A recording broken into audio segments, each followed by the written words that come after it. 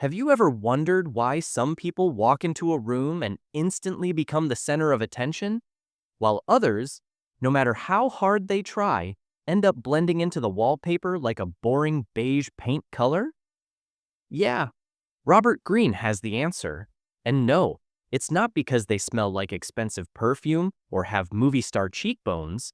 It's because they understand the art of seduction. Now, hold on. Before you imagine some shady guy in a trench coat whispering cheesy pickup lines, let's clear this up. Seduction in Greene's book isn't just about romance or dating. It's about influence, charm, and the ability to draw people towards you, whether that's in love, business, or even politics. So, let's break down the art of seduction in a way that won't require you to carry a dictionary, hire a psychologist, or sell your soul to the devil. And yes, I'll throw in some humor, because honestly, without it, this book can feel heavier than your grandma's old pressure cooker. Step 1. Seduction is about pulling, not pushing. Okay, first lesson, seduction is not about chasing. You don't run after people like a desperate puppy chasing a hot dog. Seduction is about making them come to you. Think of it like fishing. You don't jump into the water and chase fish with your bare hands. Well, unless you're on one of those wild survival shows. Instead, you put bait on a hook, cast your line, and wait. The fish comes to you because it wants to.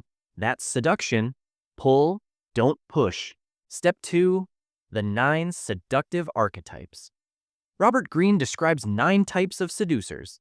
Think of them as different flavors of ice cream. Some are smooth vanilla, some are spicy chili chocolate, and some are mint chocolate chip. You either love them or you don't. Here's the quick tour. Number 1. The Siren. Think Cleopatra or Marilyn Monroe. Their power is in appearance and allure. It's all about attraction through charm, beauty, or magnetic presence. Example: ever met someone who doesn't say much but their vibe screams, "Look at me"? That's the Siren. Number 2. The Rake, the ultimate lover. The Rake gives you undivided attention, making you feel like the only person in the universe. Example: that friend who texts you back immediately with, "Tell me more," when you rant about your terrible day. That's a mini Rake move. Number 3. The Ideal Lover. They make you feel like you've stepped into your fantasy. They reflect back what you secretly desire. Example: imagine you say, "I wish someone would plan a picnic under the stars with pizza and bad 90s music." The ideal lover is already buying pepperoni and a blanket. Number 4. The Dandy. They don't follow the rules, and that's exactly what makes them attractive. They're different, bold, and unapologetic. Example: think David Bowie or that quirky friend who wears socks with sandals and still looks cooler than you. Number 5. The Natural, playful, innocent, spontaneous. They remind you of the fun you lost in adulthood. Example: the person who convinces you to skip the boring meeting and grab ice cream instead. Number 6. The Coquette, masters of delay and teasing. They give you attention, then pull away, making you want more. Example: that person who leaves your text on read, but when they finally reply, you're still excited. Yeah, you've been coquette. Number 7. The Charmer, not aggressive, but incredibly attentive. They make you the star of the show. Example: the friend who always remembers your coffee order and laughs at your terrible jokes. Number 8. The Charismatic, confidence, passion, energy. They sweep people away with their enthusiasm. Example: Steve Jobs presenting an iPhone. You didn't even need a new phone, but suddenly you wanted 3. Number 9. The Star. They shine bright and attract people like moths to a flame. Think of celebrities who barely need to say a word. Example: Beyoncé walks into a room. Enough said. Step 3. Seduction is a process, not instant noodles. Seduction doesn't happen overnight. Greene says it's like a campaign, step by step. Phase 1. Choose the right target. Don't waste your time trying to seduce someone who is emotionally dead inside or simply not interested. You'll only end up looking like Wi-Fi that can't connect. Phase 2. Create attraction. Give them something they crave: mystery, excitement, or attention. Be the Netflix series they can't stop binge watching. Phase 3. Stir emotions. Boredom is the enemy. Surprise them, tease them, make them laugh, or make them wonder. Keep the emotional roller coaster moving. Phase 4. The seductive finale. This is where you seal the deal. Not just in romance, but in influence too. Whether it's closing a sale, gaining a loyal friend, or, yes, getting that date.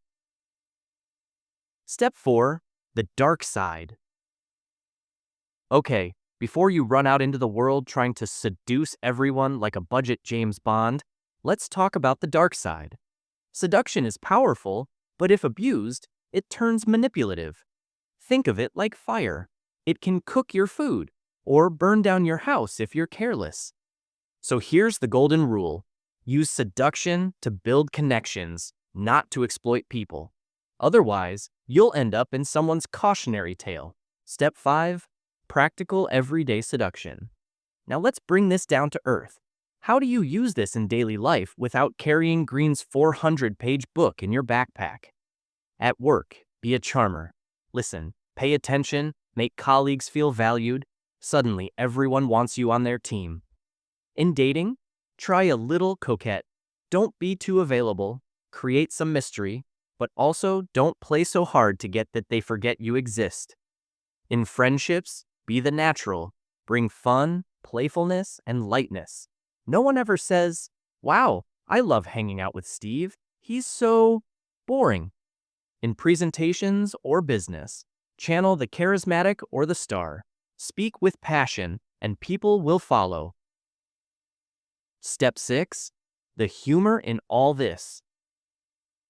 Look, at the end of the day, we've all been seduced at some point. Remember the time you told yourself you'd just window shop at the mall and came back with 3 pairs of shoes and a blender you didn't need? Yeah, marketing seduced you.